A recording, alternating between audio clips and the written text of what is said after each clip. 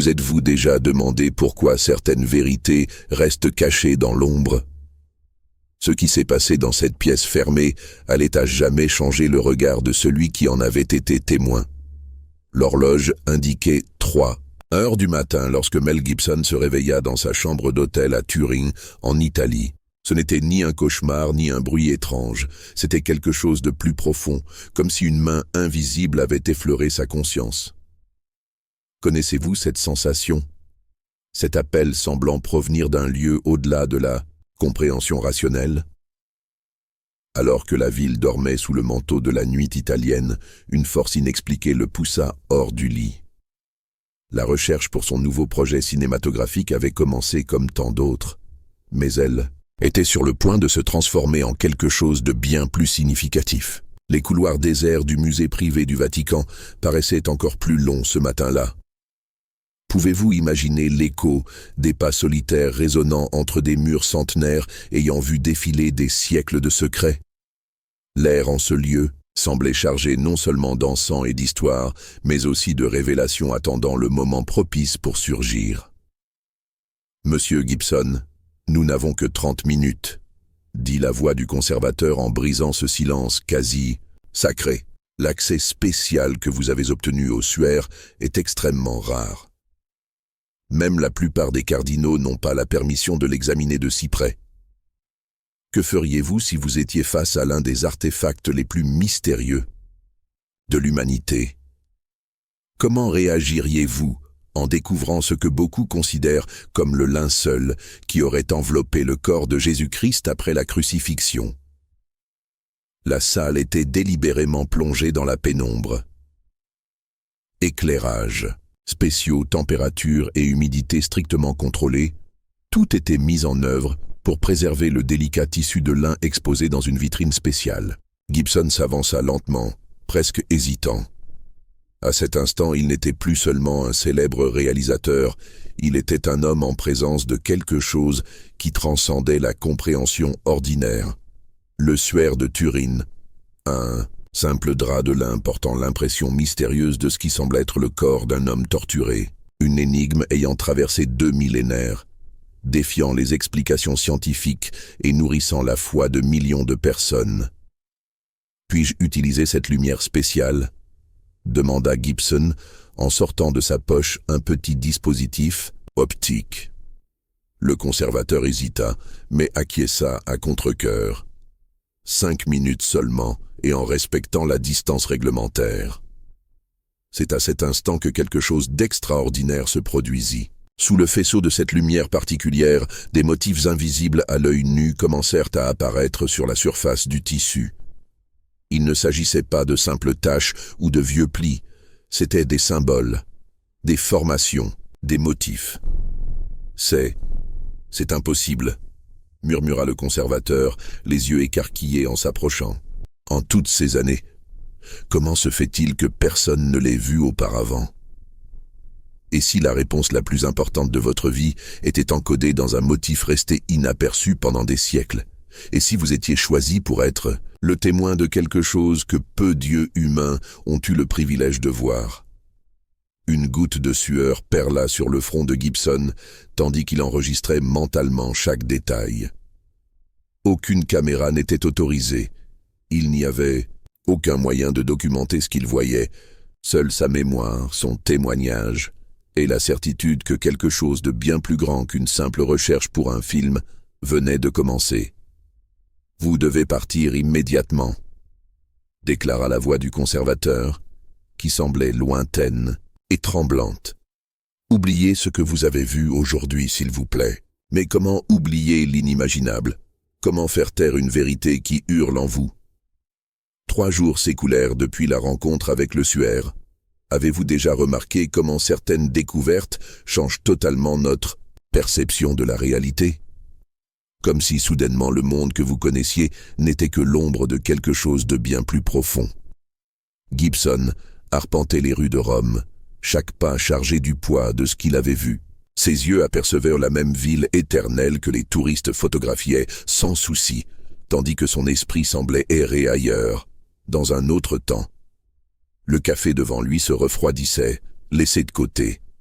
Son carnet ouvert contenait des esquisses frénétiques, des tentatives de capturer les motifs avant qu'ils ne s'effacent de sa mémoire. Il ne s'agissait pas de simples tâches ou d'impressions aléatoires. Ces motifs possédaient une précision mathématique, trop exacte pour être le fruit du hasard. « Monsieur Gibson ?» La voix féminine interrompit ses pensées. La femme qui s'installa en face de lui n'avait rien d'une agente du Vatican ni d'une autorité quelconque. Ses yeux fatigués et ses mains ridées témoignaient d'une vie de labeur acharnée. Elena Vassallo, ancienne professeure d'archéologie biblique à la retraite. « Comment avez-vous su où me trouver ?» demanda Gibson en refermant instinctivement son carnet. « Ceux qui étudient le suaire forment un cercle restreint, » répondit-elle avec un léger accent italien. « Le conservateur était autrefois mon élève. Il est terrifié par ce qui s'est passé. Imaginez découvrir que vous n'êtes pas seul sur votre chemin, que d'autres, avant vous, ont emprunté la même route mystérieuse, mais ont été réduits au silence ou détournés. Serait-ce une simple coïncidence ou bien une pièce d'un plan plus vaste? Qu'avez-vous vu exactement? Demanda-t-elle, ses yeux brillants d'une intensité presque juvénile. Gibson hésita. La confiance n'était pas une qualité qu'il accordait facilement. « Les motifs, » dit Elena en se penchant vers lui. « Vous avez vu les motifs géométriques qui apparaissent uniquement sous certaines fréquences de lumière, n'est-ce pas? Des motifs qui ne devraient pas être là, qui ne pourraient pas y être. » L'étonnement sur le visage de Gibson en disait long. « Vous n'êtes pas le premier à les avoir découverts, » continua-t-elle à voix basse. En 1978, un scientifique américain avait noté quelque chose de similaire lors d'essais sur le suaire. Ces notes ont mystérieusement disparu. En 1997, un physicien italien a détecté des anomalies inexplicables. Il a subi un AVC une semaine plus tard et n'en a plus jamais parlé. « Suggérez-vous une sorte de conspiration ?» demanda Gibson, sceptique, bien que l'inquiétude dans ses yeux trahisse son apparente sérénité. Elena esquissa un sourire triste. « Je suggère que certaines vérités sont trop dérangeantes pour le paradigme établi. Le Vatican n'est pas nécessairement le méchant de cette histoire, monsieur Gibson. Ils ne sont que les gardiens de portes que l'humanité n'est peut-être pas encore prête à franchir. Vous êtes-vous déjà demandé pourquoi certaines découvertes restent dissimulées? Est-ce pour les protéger ou pour contrôler? Par sagesse ou par peur? Les motifs que vous avez vus, poursuivit Elena, ne sont pas aléatoires. Ils forment un langage, une mathématique qui ne devrait pas exister à l'époque de la création du suaire. Quel type de mathématiques? La géométrie fractale, des séquences que la science moderne n'a réussi à décrire qu'au XXe siècle. Des motifs qui semblent simples au premier abord, mais qui, une fois agrandis, révèlent des couches infinies d'informations. Gibson sentit un frisson parcourir son échine. Comment un tissu ancien pouvait-il contenir des connaissances que l'humanité ne développerait que 2 millénaires plus tard? Et le plus effrayant, baissa encore la voix Elena, c'est que ces motifs ne se trouvent pas seulement dans l'image du corps. Ils sont encodés dans les fibres mêmes du tissu, à une échelle microscopique, comme si chaque filament avait été programmé individuellement. Le téléphone de Gibson vibra sur la table. Un simple SMS apparut. « Réunion annulée.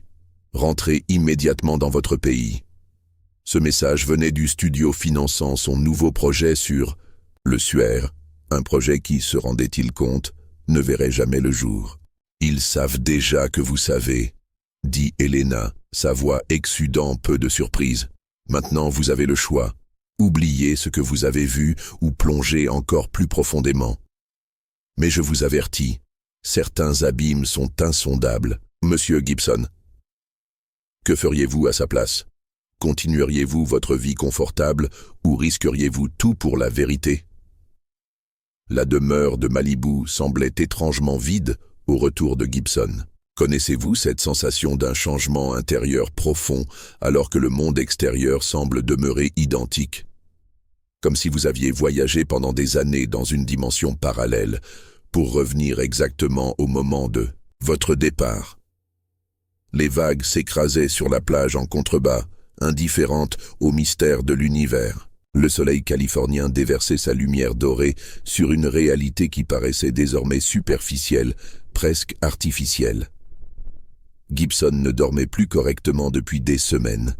Ses rêves étaient envahis par des motifs géométriques, se déployant à l'infini, révélant couche après couche des significations qui s'évanouissaient dès son réveil.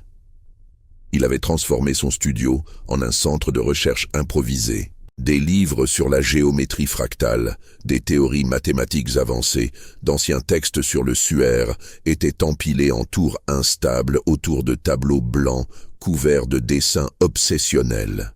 « Monsieur Gibson, un colis vous... »« Attends », annonça Maria, sa gouvernante depuis plus de 10 ans, via l'interphone. Il n'attendait aucune livraison, il n'avait rien commandé. Le colis ne portait aucun expéditeur. À l'intérieur se trouvait uniquement une clé USB et une note manuscrite. La vérité n'est pas pour les faibles d'esprit, Elena. Lorsque le contenu de la clé apparut sur l'écran de son ordinateur, Gibson sentit le sang se glacer dans ses veines. Il s'agissait de microphotographies du suaire, des images jamais publiées montrant en détail les motifs qu'il avait entrevus dans cette salle faiblement éclairée du Vatican. Mais il y avait plus, beaucoup plus. Les images révélaient que les motifs formaient une séquence, presque comme un code. Ils n'étaient pas de simples abstractions mathématiques. Ils racontaient une histoire encodée dans un langage qui transcendait les mots. « Mon Dieu !»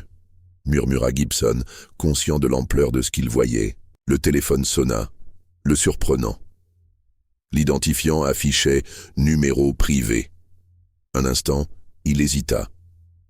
Serait-ce une menace? Quelqu'un cherchant à l'arrêter? Gibson à l'appareil. « Monsieur Gibson », dit une voix masculine, avec un léger accent que Gibson ne parvint pas à identifier. « Je m'appelle Dr Karim Vidal. Je suis physicien théorique et je travaille avec la professeure Vassallo.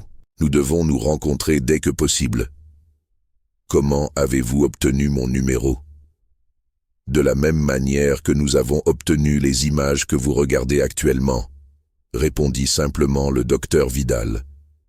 Un silence lourd suivit pendant plusieurs secondes. « Que signifient exactement ces motifs, docteur Vidal? Ce n'est pas quelque chose que je puisse expliquer au téléphone, mais je peux vous dire ceci. Ce que nous observons n'est pas simplement l'empreinte d'un corps. C'est un message.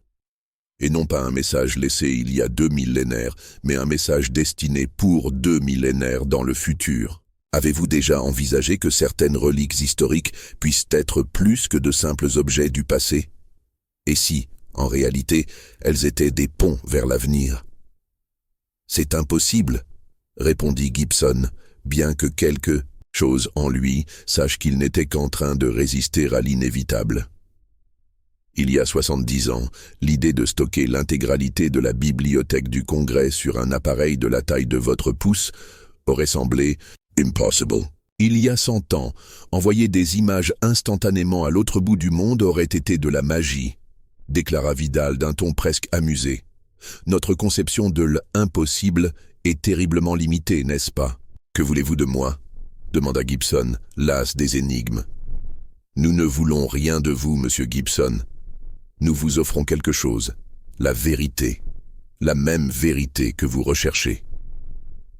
Lorsque Gibson raccrocha, sa décision était déjà prise. Il savait qu'il n'y avait aucun retour possible. Il était sur le point de franchir un seuil d'où il ne pourrait jamais revenir. Avez-vous déjà ressenti que vous étiez appelé à quelque chose de plus grand que vous-même? Que toute votre vie n'était qu'une préparation pour un moment de vérité à venir? Le lendemain matin, le jet privé de Gibson décolla à destination d'un petit aéroport situé en périphérie de Lisbonne, au Portugal, l'endroit où, selon Vidal, toutes les pièces du puzzle allaient enfin s'emboîter. Ce qu'il ignorait, c'est que des caméras de surveillance avaient enregistré chacun de ses mouvements depuis son retour d'Italie, et qu'en ce moment précis, des personnes puissantes débattaient de ce qu'il fallait faire d'un homme qui en savait trop. Le monastère était niché au cœur de collines verdoyantes, ondulantes, à 1 heure de Lisbonne. Construit au XIIe siècle, ces murs de pierre avaient vu naître et décliner des empires, survécu aux guerres et aux révolutions, gardant ses secrets intacts. Avez-vous déjà ressenti le poids de l'histoire en pénétrant dans un lieu ancien? Comme si chaque pierre pouvait raconter des histoires capables de transformer à jamais votre vision du monde. Gibson fut accueilli non pas par des moines, comme il l'espérait, mais par un groupe éclectique de personnes qui ressemblaient davantage à des scientifiques qu'à des religieux. Des hommes et des femmes de tous âges et de toutes nationalités, unis par un objectif commun transcendant les frontières géographiques et les disciplines académiques. « Bienvenue au projet Shroud Resonance », dit Karim Vidal en tendant la main. En personne, l'homme dégageait une présence calme, presque magnétique. Ses yeux verts contrastaient avec sa peau hâlée et ses cheveux poivre et sel, coupés de manière classique. Ou, comme nous aimons l'appeler, le projet SR. « Qu'est-ce exactement que cet endroit ?» demanda Gibson, observant la curieuse combinaison de technologie moderne et d'architecture médiévale. Des ordinateurs de dernière génération coexistaient avec d'anciens manuscrits et des équipements scientifiques complexes. Ce monastère appartient à un ordre qui n'est pas officiellement recensé dans les archives du Vatican, expliqua Vidal en le guidant dans d'anciens couloirs de pierre. Il a été fondé par un groupe de clercs et de scientifiques à la fin du XIXe siècle, lorsque furent prises les premières photographies du suaire qui révélèrent des propriétés inexplicables. Des propriétés. L'image du suaire est un négatif photographique, monsieur Gibson, une caractéristique qui n'a été découverte qu'en 1898, lorsque Segundo Pia prit la première photographie du drap. Comment un faussaire médiéval aurait-il pu créer un négatif photographique des siècles avant l'invention de la photographie? Vous êtes-vous déjà demandé si certaines découvertes n'apparaissent que lorsque nous sommes prêts à les recevoir? Ou si elles restent invisibles, non pas parce qu'elles sont cachées, mais parce que nos yeux ne sont pas encore préparés à les voir? Mais ce n'est que le début, poursuivit Vidal en entrant dans une salle plus grande, dominée par une grande table ronde. Ce que vous avez vu avec cette lumière spéciale était la prochaine couche du mystère. Sur la table, des projecteurs holographiques affichaient des versions tridimensionnelles des mêmes motifs que Gibson avait observés au Vatican, désormais agrandis et analysés dans le moindre détail. Ces motifs contiennent des informations codées, expliqua une femme se présentant comme la Dreux Sophie Lamont, mathématicienne.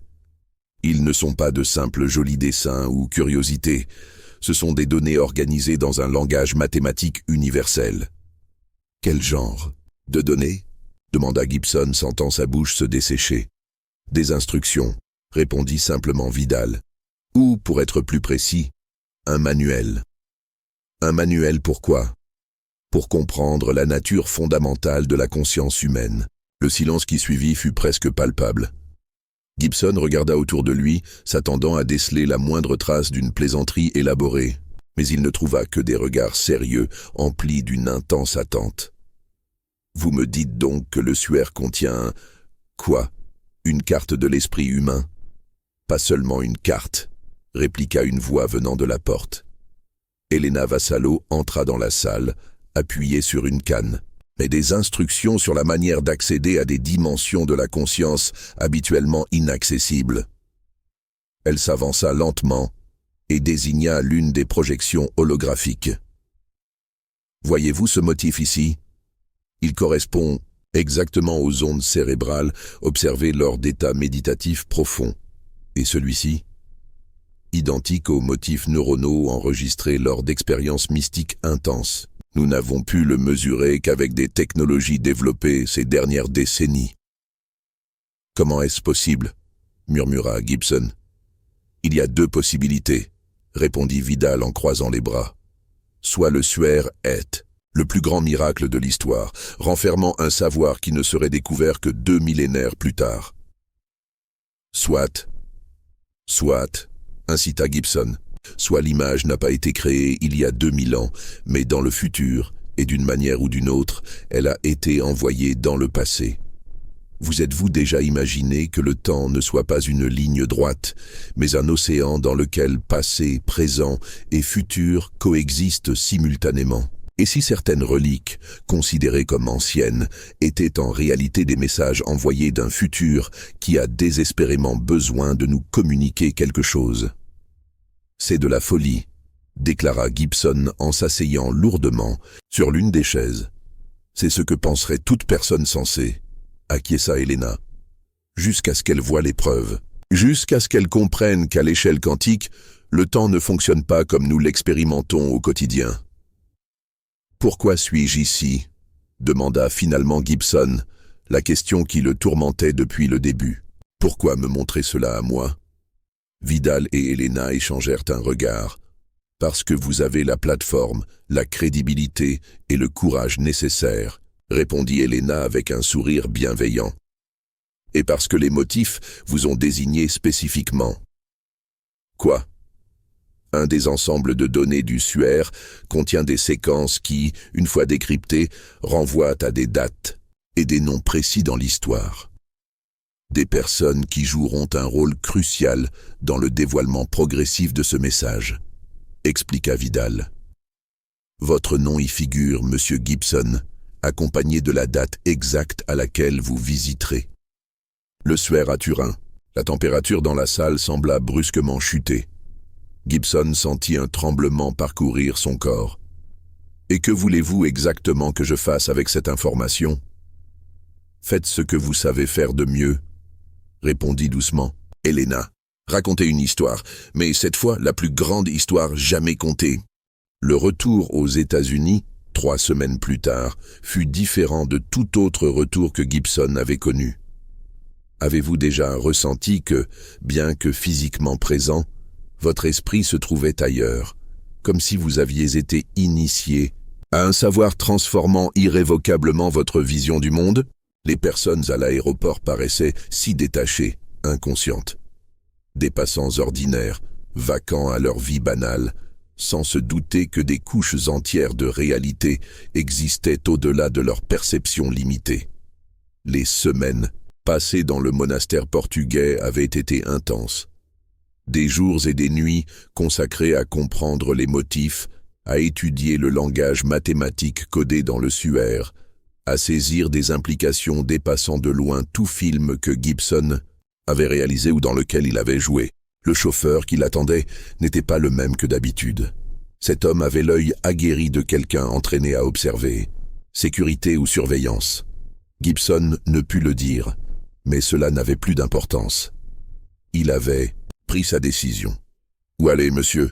demanda le chauffeur d'un ton plutôt rigide. « Au studio Paramount, s'il vous plaît. » Le trajet s'effectua dans un silence pesant. Derrière ses lunettes de soleil, Gibson repassait mentalement sa stratégie. Le groupe au Portugal avait été clair, la révélation devait être progressive. L'humanité n'était pas prête à recevoir toute la vérité d'un coup. Ce serait comme verser un seau d'eau glacée sur quelqu'un en plein sommeil. Le choc pourrait causer plus de mal que de bien. Les instructions du suaire étaient claires à ce stade. La conscience collective devait être préparée lentement, par vagues successives de révélations, chacune s'appuyant sur la précédente. « Nous sommes arrivés, Monsieur Gibson. » Le bâtiment de Paramount Pictures se dressait imposant contre le ciel azur de la Californie. Combien d'histoires avaient vu le jour en ces lieux? Combien de récits avaient façonné l'inconscient collectif de l'humanité grâce à cet endroit? La salle de réunion était bondée, exécutifs, producteurs, avocats, tous curieux au sujet de ce projet mystérieux que Gibson avait évoqué dans ses emails énigmatiques de ces dernières semaines. « Mesdames et messieurs, commença-t-il, en se tenant debout tandis que tous prenaient place. Le projet que je vais vous présenter aujourd'hui n'est pas simplement un film. C'est une porte ouverte. Les visages devant lui exprimaient tour à tour une curiosité polie ou un scepticisme à peine dissimulé, typique d'Hollywood. Ces derniers mois, j'ai eu accès à des informations sur le suaire de Turin qui pourraient fondamentalement changer notre manière de comprendre non seulement cette relique, mais aussi la nature même de la conscience humaine. Un murmure parcourut la salle. Gibson poursuivit. Je ne vous propose pas un documentaire religieux ni un drame historique. Je vous propose une nouvelle forme de narration cinématographique qui intègre les motifs découverts sur le suaire. Des motifs qui, présentés dans la bonne séquence, provoquent des changements mesurables dans l'activité cérébrale du spectateur. Suggérez-vous une sorte d'hypnose cinématographique ? Demanda une exécutive en ajustant ses lunettes, sceptique. Je parle d'une communication directe avec le subconscient, corrigea Gibson, en utilisant des séquences visuelles et sonores qui ouvrent des canaux perceptifs habituellement inaccessibles dans l'état de conscience normal. La salle resta silencieuse quelques instants. Finalement, le président du studio prit la parole. Mel, vous comprenez que cela semble plutôt peu conventionnel, n'est-ce pas? Gibson esquissa un léger sourire. Lorsque la Passion du Christ fut proposée, cela aussi paraissait peu conventionnel, et cela est devenu l'un des films les plus marquants et rentables jamais réalisés. Mais ceci est différent, insista un autre exécutif. Vous parlez de quoi exactement? De manipulation neurologique par le cinéma? Je parle d'élévation, répondit Gibson calmement. Pas de manipulation. Cette distinction est cruciale. Avez-vous déjà ressenti, lors d'un film puissant, ce moment transcendant, où quelque chose de plus profond que l'histoire à l'écran touche votre âme?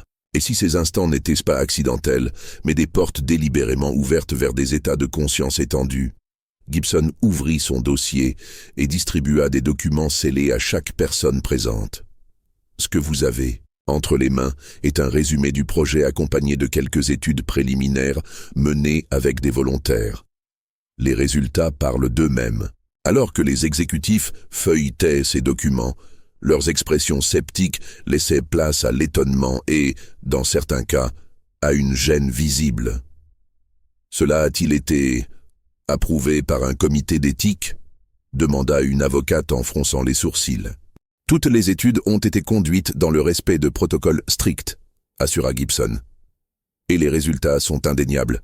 Les participants n'ont pas seulement éprouvé des réponses émotionnelles amplifiées, ils ont également accédé à des souvenirs jusque-là inaccessibles, à des éclaircissements créatifs extraordinaires, et dans certains cas, à ce que l'on ne peut décrire que comme des expériences spirituelles. Et vous pensez que tout cela est lié, d'une manière ou d'une autre, à Jésus-Christ? Demanda le président, la voix empreinte d'un doute palpable. Gibson fit une pause, choisissant ses mots avec soin. Ce que je crois, c'est que le suaire renferme des informations qui transcendent notre compréhension actuelle de la réalité. Qu'elles aient été laissées par Jésus-Christ ou par une autre intelligence importe peu. La vraie question est, sommes-nous prêts à participer à une évolution dans notre manière de communiquer à travers l'art cinématographique? La réunion se poursuivit pendant plus de 2 heures, abordant des questions techniques, budgétaires et juridiques. Mais Gibson comprit qu'il avait semé une graine. Peu importait si ce studio en particulier adoptait le projet. Le message avait déjà commencé son chemin dans le monde. En quittant l'immeuble, son téléphone vibra. Un message d'un numéro inconnu apparut. La première vague a commencé. Préparez-vous à la résistance. Gibson leva les yeux vers le ciel californien. Pour la première fois depuis longtemps, il ressentait non seulement un immense but, mais aussi une paix intérieure profonde. Quel que soit le chemin qui se profilerait, il n'était plus seul. Et vous?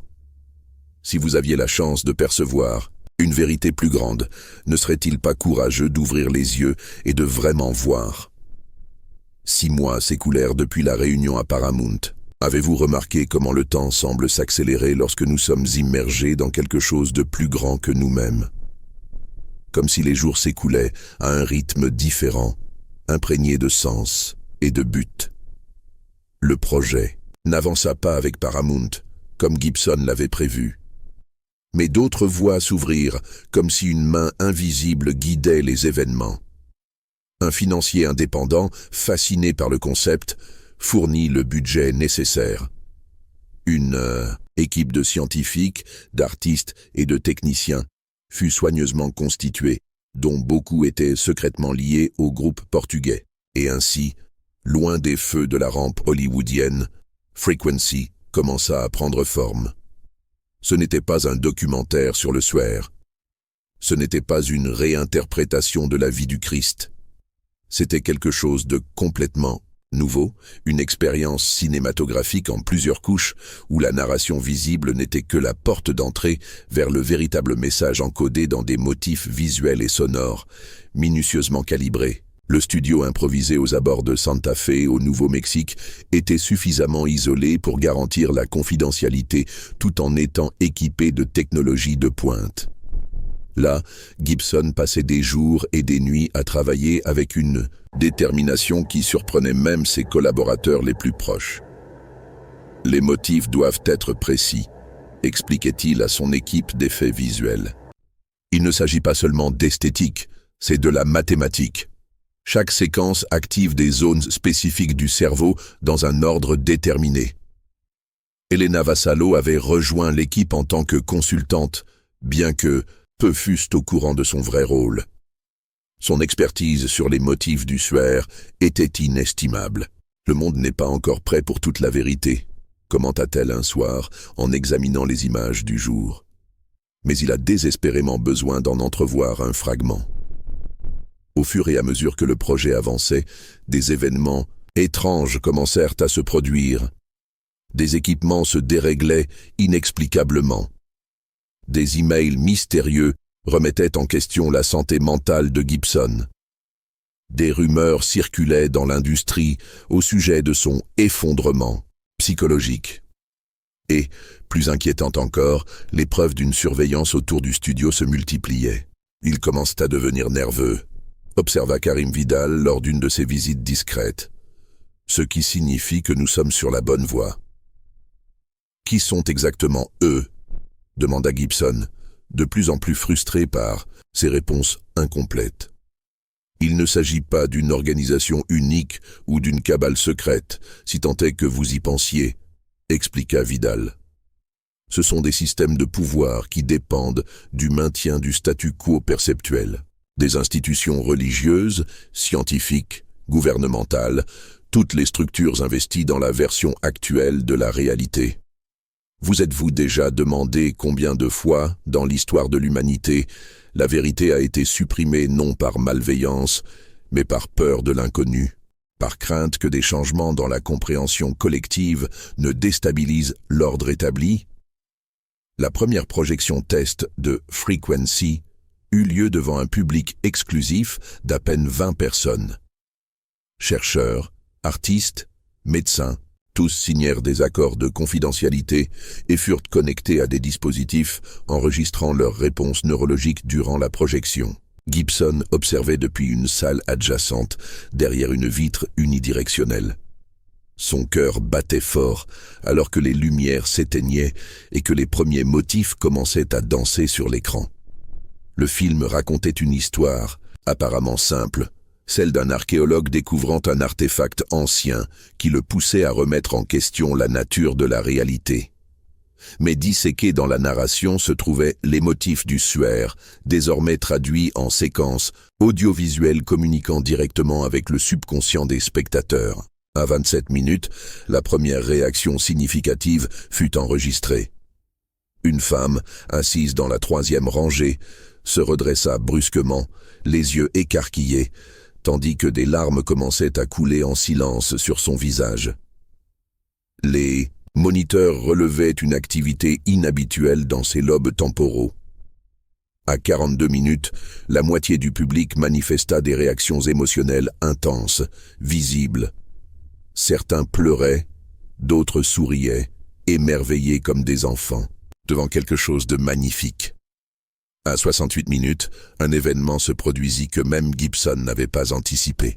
Les moniteurs de tous les participants commencèrent à afficher un schéma synchronisé d'ondes cérébrales, ce que les neuroscientifiques présents observèrent avec une stupéfaction totale. Lorsque les lumières se rallumèrent, 108 minutes après le début du film, le silence dans la salle était presque sacré. Personne ne bougea pendant plusieurs secondes, comme s'il se réveillait lentement d'un rêve partagé. « Comment vous sentez-vous » demanda finalement le modérateur. Les réponses vinrent d'abord hésitantes, puis affluèrent en un flot croissant de mots. C'était comme se souvenir de quelque chose que j'avais toujours su, mais que j'avais oublié. J'ai ressenti une connexion avec quelque chose de plus grand que moi. J'ai vu des motifs partout, reliant l'intégralité de l'existence. Avez-vous déjà éprouvé un moment de clarté si profond qu'il semble illuminer non seulement votre compréhension, mais tout votre être, comme si en un instant fugace, vous pouviez percer le voile séparant le quotidien du transcendant. Les semaines suivantes furent un tourbillon.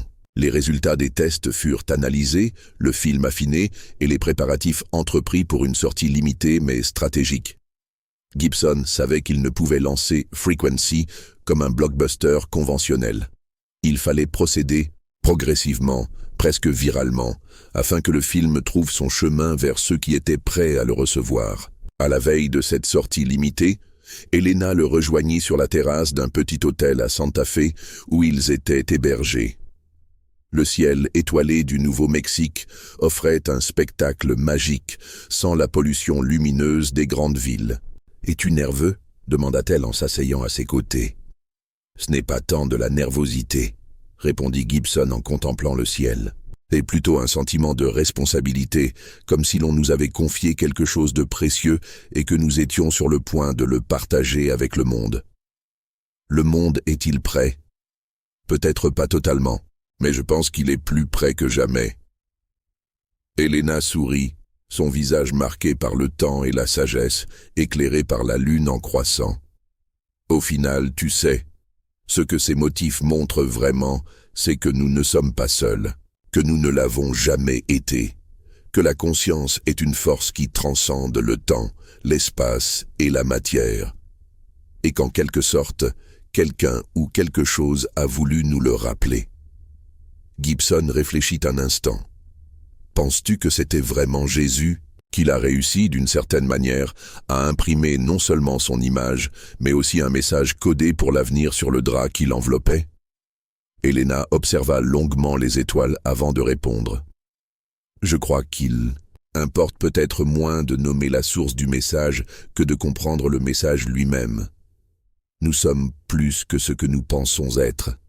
La réalité est plus vaste, plus merveilleuse et plus interconnectée que ce que nos sens limités nous permettent de percevoir au quotidien. » Le lendemain, Frequency serait projeté simultanément dans 12 lieux à travers le monde, un modeste pas dans un voyage bien plus grand que quiconque aurait pu l'imaginer.